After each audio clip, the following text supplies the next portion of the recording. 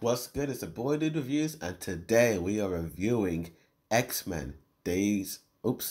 X-Men Dark Phoenix, or just called Dark Phoenix, a 2019 American superhero film based on the Marvel Comics X-Men characters, produced by 20th Century Fox and distributed by Walt Disney Studios Motion Pictures.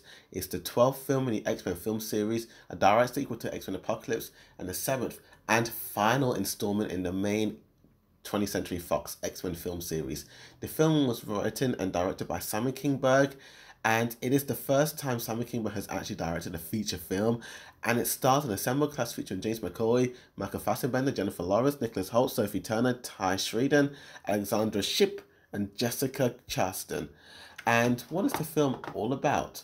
Well, this is the story of one of X-Men's most beloved characters, Jean Grey, as she evolves into the iconic Dark Phoenix. During a life-threatening rescue mission in space, Jean is hit by a cosmic force that transforms her into one of the most powerful mutants of all.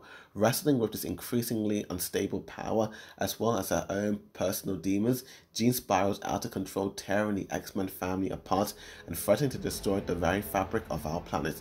The film is the most intense and emotional X-Men film ever made. It is the culmination of 20 years of X-Men movies, as the family of mutants that we have come to know and love must face their most devastating enemy yet, one of their own. Yeah, that is literally what Fox is advertising.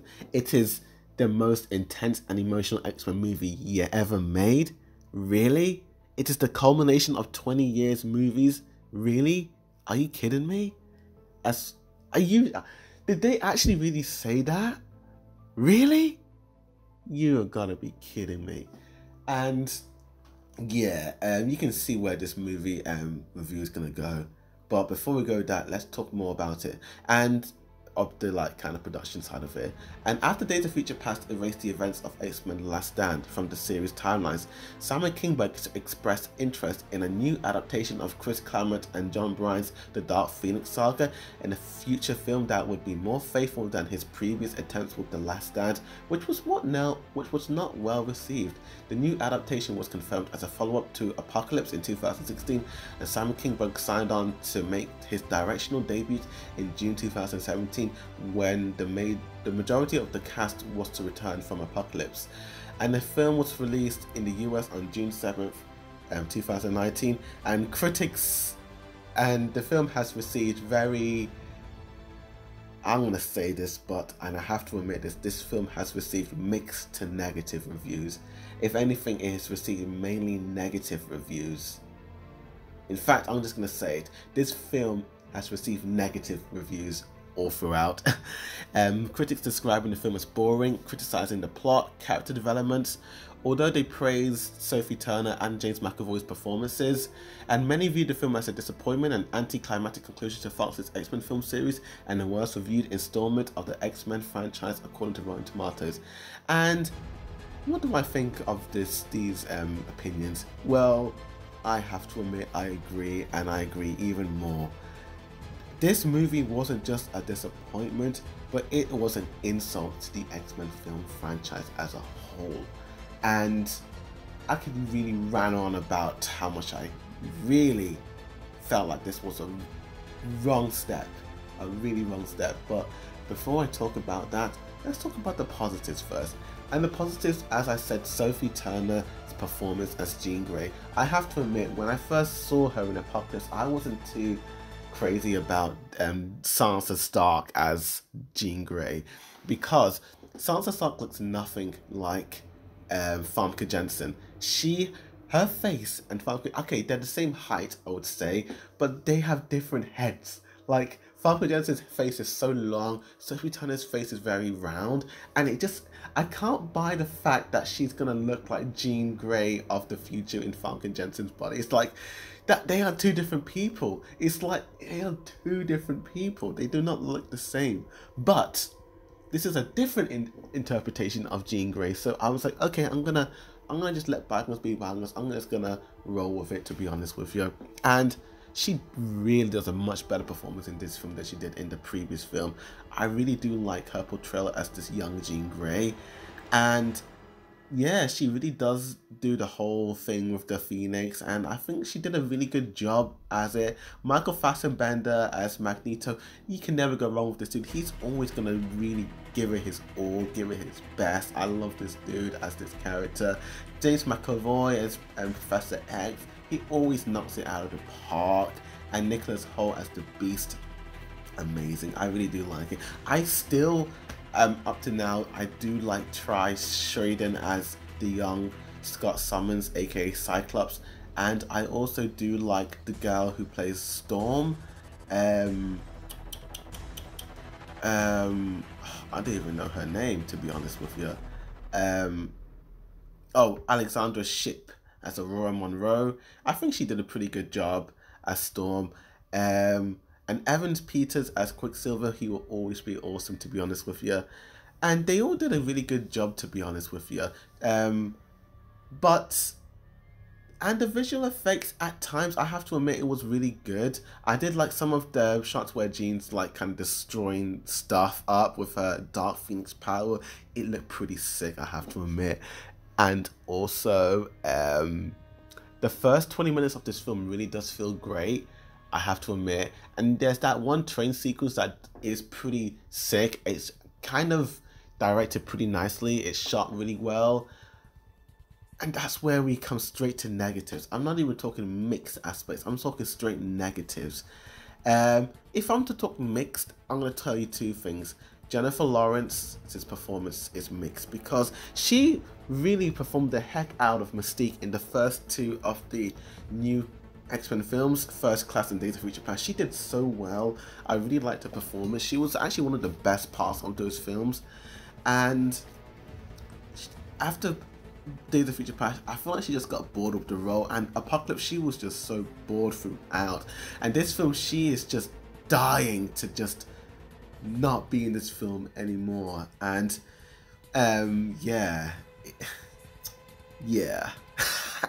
she is so bored throughout this film. Cody Smit-McPhee's performance as Nightcrawler isn't that great either, to be honest with you. I somewhat liked his performance in Apocalypse, but the writing isn't as done well in his performance in this film, to be honest with you. And that's where we come straight to my negatives. Jessica Christine as the leader of the shapeshifting alien is terrible. I don't like this character. I don't like the villains. I feel like, I know aliens are a big part of the X-Men, but I just think it's so corny incorporating it into a movie. Like, the thing I like about the X-Men is that it felt very grounded, and it felt like it could be happening in our world, you know, in a way. But adding aliens in it, it's just kind of like making it a bit weird, to be honest with you. But that's just a nitpick. But the thing I do not like the most is the screenplay. The writing is horrendous. Horrendous. Like, oh my gosh. And when I mean horrendous, I'm talking about the timelines, because they completely retcon the previous movies entirely. Now, I'm gonna tell you something. I'm gonna give you a spoiler warning right now of Days of Future Past, First Class, The Last Stand, pretty much every single X-Men movie. So you're gonna watch all those X-Men movies before you see this review. But yeah, warning, you have been warned. Spoilers. Right. So if you all remember, at the end of Days of Future Past, Logan wakes up after kind of changing history, and Jean Grey is alive and well, Cyclops is alive and well, Professor X is still the teacher at the school, Beast is there, he's all smiling, everyone is there, okay. And then in this film, they're saying that Jean Grey is dead, but that she's going to come back alive. But then Professor X is retired, so is he going to come back? It's like, okay, what? And then it's not just that, it's that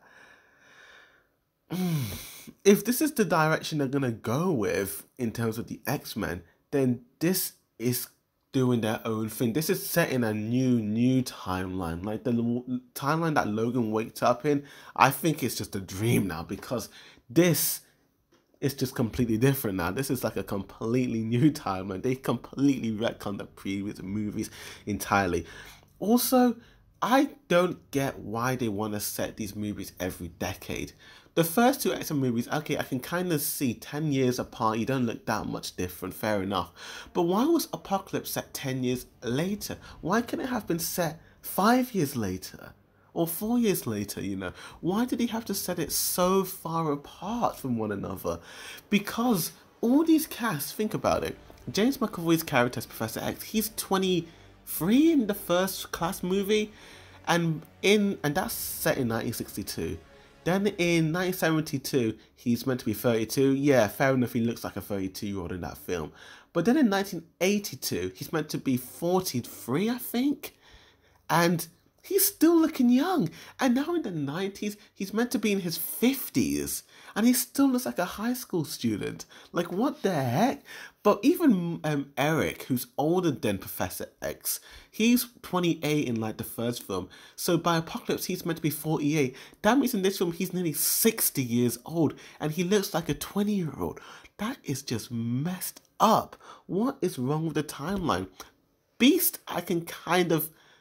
Okay, I don't even get that either, to be honest with you. Why is this guy still looking like a kid? I don't understand. Beast is meant to be 50, 60 years old now, and he's looking like a kid. I just think it's just stupid, to be honest with you. And I just... There's so many things that just don't make sense in this film. Like, for once, if you remember in the events of The Last Stand, I know it's in the original timeline, but First Class... leading up to the point where, and I mean Days of Future Past, leading up to the point where Logan is in Days of Future Past is past, Beast creates a serum where he's able to become human for a bit.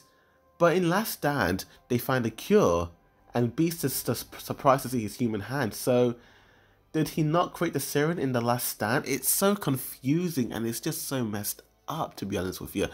I mean, there's just so many things that just do not make sense in this movie. And they just completely retcon the previous films entirely because of it now. And they're just doing their own thing now. And it's just stupid and ridiculous and just dumb. Evans Peters' character as Quicksilver is one of the best characters in this in the bunch. But his character is completely underutilized in this movie. We do not get any Quicksilver scene. There's no slow-mo with him singing a song and playing a song. That was just dumb. That was really dumb. That was stupid. There's no X-Men theme. There's no, you know, in every X-Men movie you have the opening titles with Cerebro's doors opening up. You don't have that in this film. It's just, it's not even an X-Men film. It just films like a shadow of what X-Men is all about, to be honest with you. The script is just horrendous. Some of the lines and dialogues given to these characters are just done so badly, and I feel bad for these actors who have to like say these lines. It's so embarrassingly bad. And a lot of people have pointed out that a lot of the cast always speak in monotone voice like this. Jean Grey does this as well. She talks like this. And yeah, Doug Walker, the nostalgia critic, pointed this out in his video. And even I noticed it as well. Like, everyone's talking like this. And I think that's a director's issue, to be honest with you. I just think maybe when he was filming on the stage, on the sound stage, it probably sounded okay. But I think maybe that wasn't the best way to go, because it just makes the whole thing seem boring, and everything they're saying just sounds really boring, to be honest with you. And this thing that bothers me is that this is the final film in 20th Century Fox's X-Men before the X-Men is rebooted and put in the MCU, because, yeah, Kevin Feige has said that future X-Men movies will now be released under the MCU because it's owned by Disney, and Disney owns Marvel Studios, so Marvel Studios can have the X-Men. So yeah, and just give it to Disney, because I feel like X-Men should have ended after Logan. Like, Apocalypse wasn't that great, but I liked the way Apocalypse ended. Apocalypse had a better ending than this film, because you see Professor X and Magneto making up, you see Professor X looking like how he does, and you see the X-Men getting ready to prepare for, you know, the X-Men and all that lot. And I don't think Dark Phoenix needs to happen. I really don't think they need to make this film. Just make Apocalypse, make Logan, have your Deadpool 2 as a little, like, you know, epilogue for the entire X-Men film series, and then just end it, give it to Marvel, and let them do a better job, because continuing it with Dark Phoenix was a bad idea, because they have completely retconned all previous movies. Nothing makes sense anymore. Everything is confusing and cluttered. All the timelines are just jumbled up, and the script is just a boring, bland. It just makes this film boring and bland. Honestly, I'm just so disappointed with how this is the final X-Men film series. What a way to go out. What a way to go out. I mean, this film does have some emotional moments in. Certain characters are killed off, which I kind of saw coming, to be honest with you. Because judging by how they were acting in the previous films, I was like, yeah, they're going to be killed off. But yeah, honestly, I'm going to give this film a 4. I'm going to give this film a definite... I'm going to give it a 3 out of 10. It's not... Is it the worst movie in the X-Men film series? Oh, not really. But it could be so much better, to be honest with you. And for that, I'm going to give this film a 4 out of 10. I'm going to give it an E, just because they failed terribly, terribly. X-Men Apocalypse is considerably better than this film, because it had a better ending. And yeah, thank you for watching this review. Please like this video and comment down below and tell me what's your favourite X-Men film series. And it's been really fun reviewing all the X-Men film series and movies and going back on there. And it's sad to see it come to an end. Even though this film was meant to be like the finale of it, it was a pretty crap finale, but Logan will always be the finale, because it is set in the future and all the mutants die apparently because Charles accidentally killed them all. So honestly, yeah, this is, I think, Logan, if you want to watch the X-Men film series in order, in the way you want to, watch it like that. So watch it, I would say, watch it like this: X-Men 1, 2, 3, Origins, First Class, The Wolverine, Days of Future Past, X-Men Apocalypse, Deadpool 1 and 2, this film, and then Logan. That's how you should watch it if you want a proper end to the series. I think that is a better ending, to be honest with you. Logan is a considerably better ending than Dark Phoenix. But yeah, what a bad film this was. What a bad film. But I'm gonna say this: thank you, Fox, for making these movies. X-Men 1, 2, The First Class, Days of Future Past, Logan, heck, even Deadpool 2. I really enjoy those films. They are like the best X-Men films. Like, I really had a ball watching those movies. And yeah, thank you for watching this review. Please like, share the video, and comment down below. And as always, a Body Review signing out.